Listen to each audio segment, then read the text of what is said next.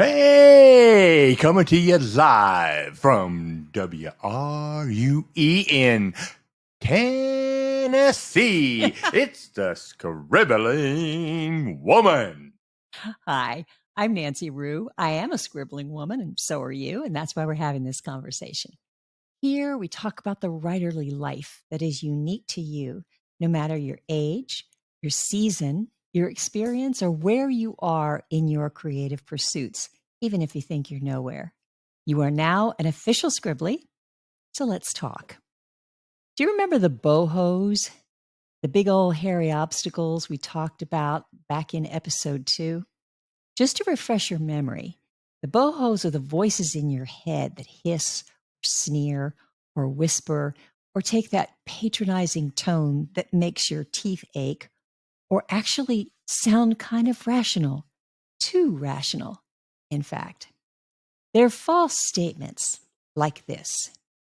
You know you can't compete in the publishing market, right? You are aware of that.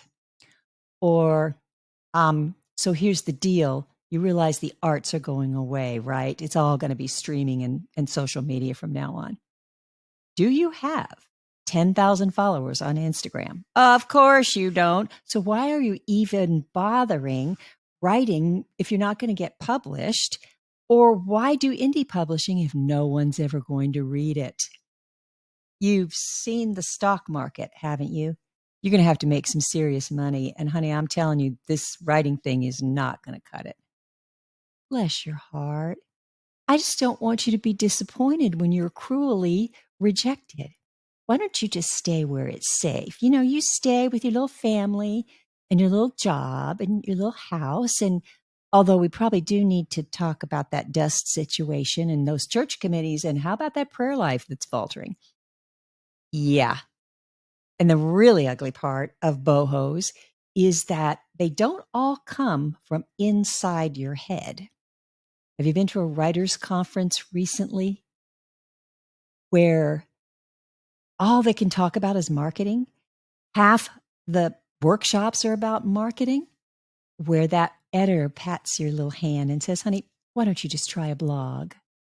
Or have you walked away from a critique group or your writers group, having heard everything in life about what's trending, what they want, what people are reading? And all of this, of course, from people whose writing has not yet seen the light of day. Or have you had a conversation with your spouse, your partner recently, in which the bottom line is the bottom line? It's all enough to make you want to stop writing altogether. Except we can't, can we? Because we have other voices in our heads that are murmuring to us what is true, not what's false. For example, yeah, but what about that story that you have in your head when you close your eyes at night and there it still is when you open your eyes in the morning? What about looking around and going, wouldn't this be a great setting for a short story, a novel, a whole series of novels? You're restless, aren't you? You need to get some images down on the page. You see that girl standing in the line at Starbucks, the one with half black, half pink hair with all the little star stickers on her forehead? She is just screaming to be a character in your next piece. I actually saw that girl at the counter getting coffee at Barnes& and Noble just the other day. Or you can't get that scene you witnessed out of your head. The one where the little boy ran out the back door of his house going, I can't go to school. I don't want to play a weed in the play. I don't want to be a weed. And you know that that would make a great start for an article on parenting or a premise for a short story for a kids magazine. I actually did witness that when I was on vacation not long ago, and I'm just looking for a way to weave that into my latest novel. You know, here's another voice. You've been waiting and waiting and processing all of the crap that's going on in the country and the world right now. And isn't it time, this voice says, that you took pen in hand, even if it's going to get your ass in trouble? Now, I am the last person to say that we don't need to think about making money with our writing or that we don't care if anybody ever reads it. But neither of those things is ever going to happen if we let the BOHOs take full reign. We don't listen to the true voices that say, in essence, write anyway. Well, now that's easy to say and not as easy to do. And that's why we're devoting this episode and several more to our series theme, which is respecting your writerly life, no matter what that is. And in today's episode, we're beginning with that part. What exactly is your role as a writer right now at this point in your life? Now, what do I mean by role? Maybe some examples would help. For one writer, that may mean writing children's books while her children are still young. She doesn't need to bring in any income. She doesn't have a whole lot of time. And what is calling to her? Writing stories that can be illustrated to show little ones that they are special, even when mama wants to flush them down the toilet. After all, we have to write what we know. Another scribbling woman's role might be that of blogger, influencer, newsletter writer who wants to support women in dead-end jobs. And she knows that she can do that, even though she herself has a full-time job, by writing in her lunch hour and regularly submitting posts to her Substack account. For yet another scribbling woman, role may equal writing a fresh kind of fantasy trilogy now, while she's single and childless and doesn't go out clubbing. What a great time to build that fantasy world. That's her role right now. If we look at these examples, we realize that the messages of the BOHOs are kind of a moot point. Because if you're not thinking about bringing in income right now, then the BOHO's words about you're never going to make any money are completely pointless. If you're not interested in publication right now, then what the BOHO has to say about the social media presence really has nothing to do with you. If a writer feels a strong call to write about a particular issue, being on trend just doesn't even come into play. Maybe some other life examples will help. If you are out for a light jog just to lift your spirits and get some fresh air, and some guy on the sidewalk says, "Hey, you're never going to get to the Boston Marathon that way." I'm sorry, what? You pay no attention, correct? Or if you've decided to eat healthier, and so you're not eating certain foods, and someone says to you, "Why are you going on a diet? You're never going to be a model." I don't even have to explain that one, right? So basically, each of us needs to set aside what they are saying about what a writer is and embrace our own individual writerly roles. Now, how do you discover your role?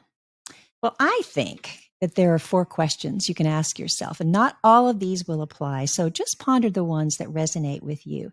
And know that this week on the blog post at www.nancyrue.com/blog, these questions will be outlined for you so that you can ponder them at your leisure. The first question is, what do you feel compelled to write about? Because the answer to that determines the form that your writing will take in order to reach readers. So, for example, if you want to write about tough issues that are changing day by day, then your format is probably going to be on social media or on Substack where you have to post regularly.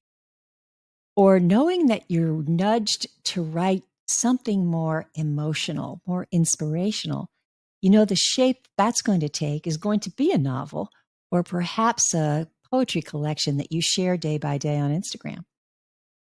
Being centered in that really helps you to respect what you are doing right now.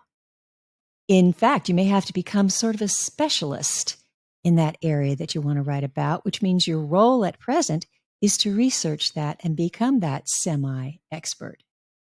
Being centered in what you want to write keeps you from being sort of that ditzy hobbyist who's all over the place, unless that's what you want to be, in which case, go for it. Have a blast. The second question is, who do you really want to write for? Now, obviously, we're talking about audience, but not just, let's say, women, but a specific audience: women who are struggling with dead-end jobs, women who still feel stifled by the patriarchy, women who feel like they're not enough. And having a particular reader in your mind's eye helps you to see what role you play in that reader's life.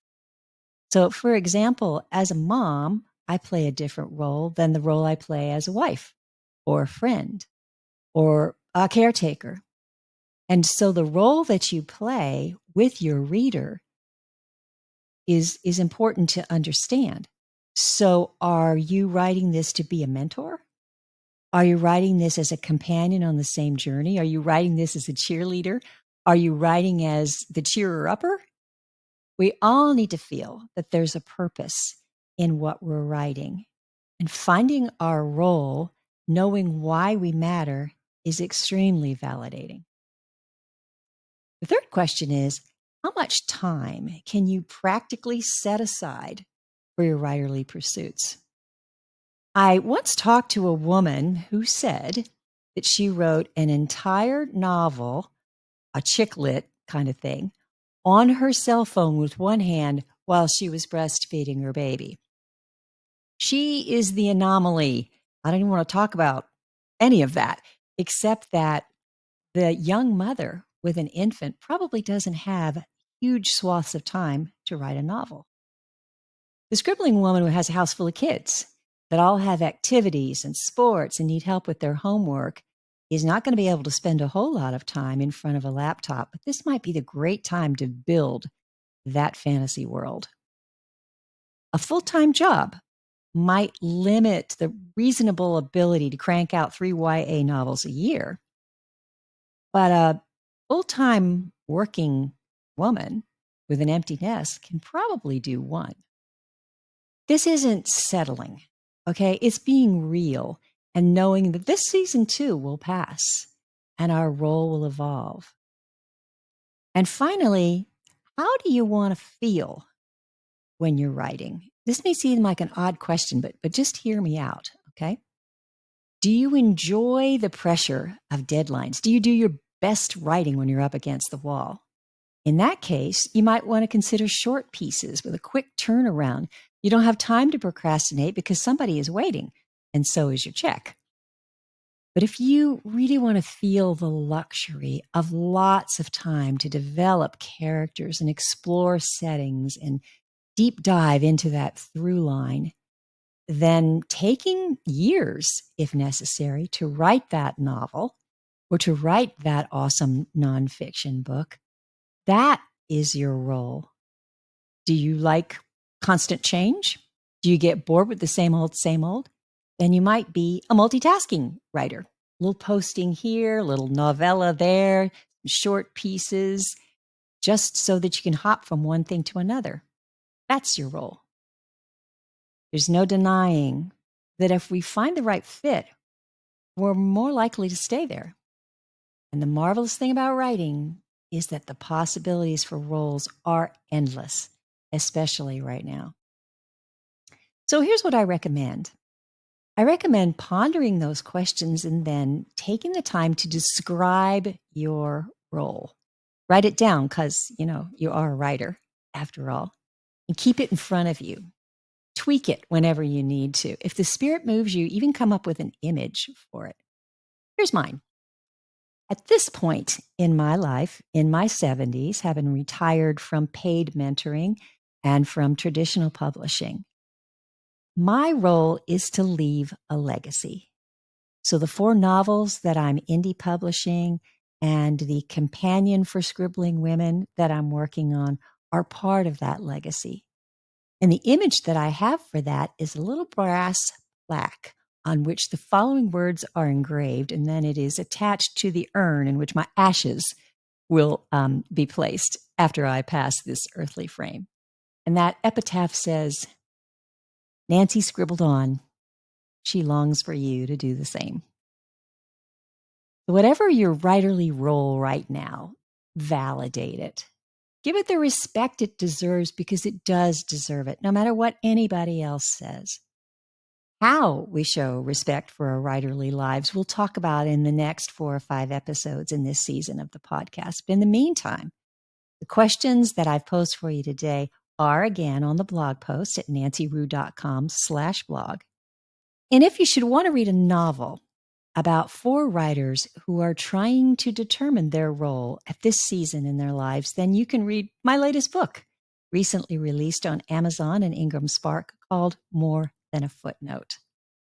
And in the meantime, scribblies, scribble on.